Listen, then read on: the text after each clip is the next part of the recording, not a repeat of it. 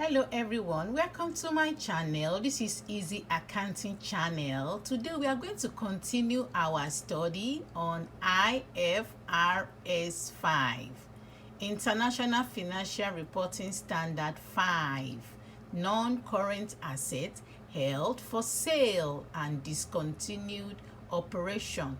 So IFRS 5 outline how to account for non-current assets held for sale.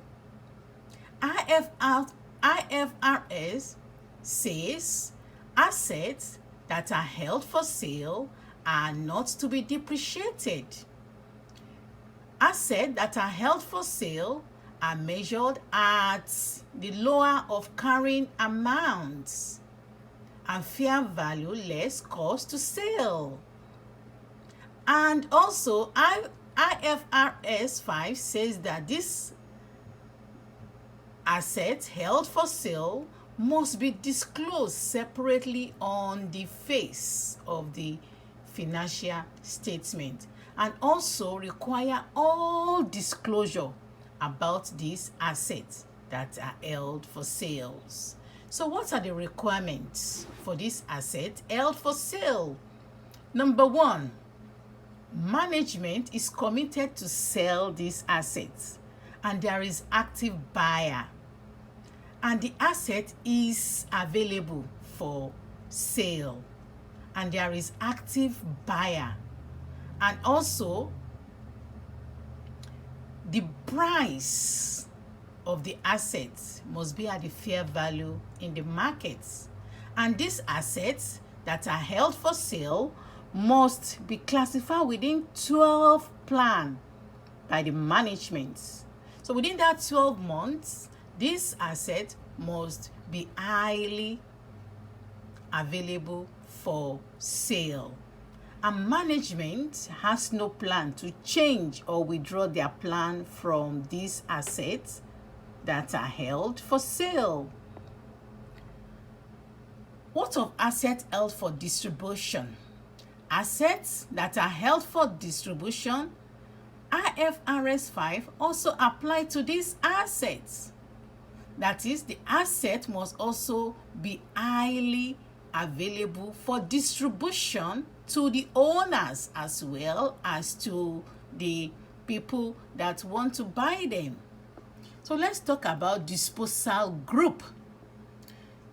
Disposal group is a group of assets that are held for sale or they are for distribution to the owners. So this asset must be classified as a whole.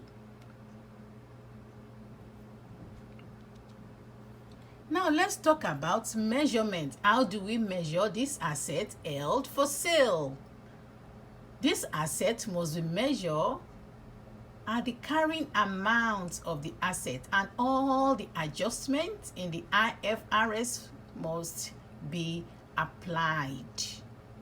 An asset that are held for sale after this must also be measured at the lower of carrying amount and fair value. Because they are non-current assets, we have to talk about impairment of this asset.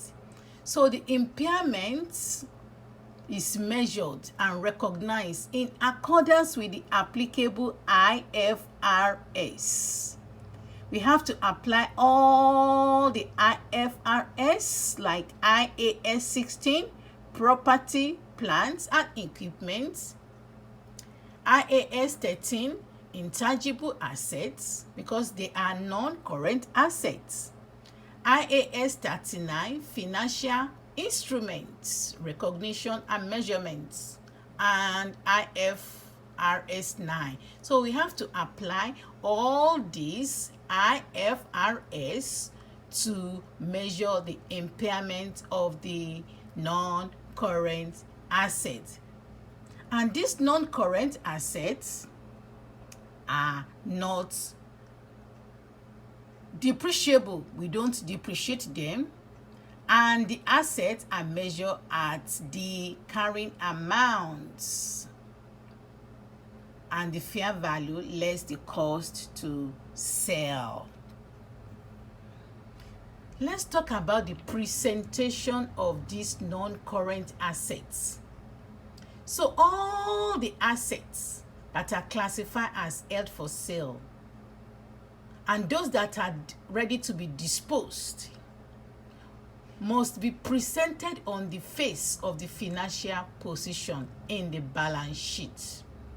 And also we have to disclose all these non-current assets in the financial statements, and all the impairment also must be disclosed in the statement of comprehensive income, the P&L accounts. Also, assets that are held for sale must be disclosed based on IFRS 8 operating segments. Now let's talk about discontinued classification. That is, the entity is going to close, is going to an end. So discontinued operation is a component of an entity that has either been disposed of or held for sale. So we have to report and disclose this based on IFRS standard. Now let's talk about disclosure in the statement of comprehensive income in our profit and loss account.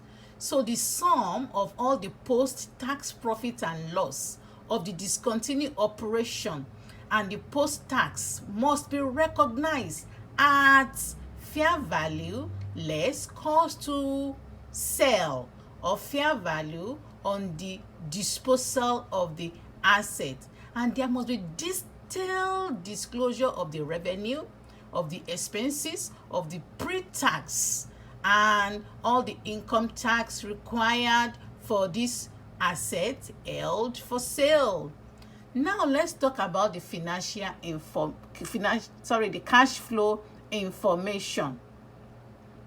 In the cash flow statements, the asset held for sale must also be disclosed separately on the face of the cash flow statement, and all the additional information must also be disclosed on the face of the financial statements. So we have the financial position, the comprehensive income, and the cash flow statement. We have to disclose all these non-current assets on the statement of the financial position. Thank you for coming to my channel. Please subscribe to my channel, and I will see you in my next video. Thank you. Bye.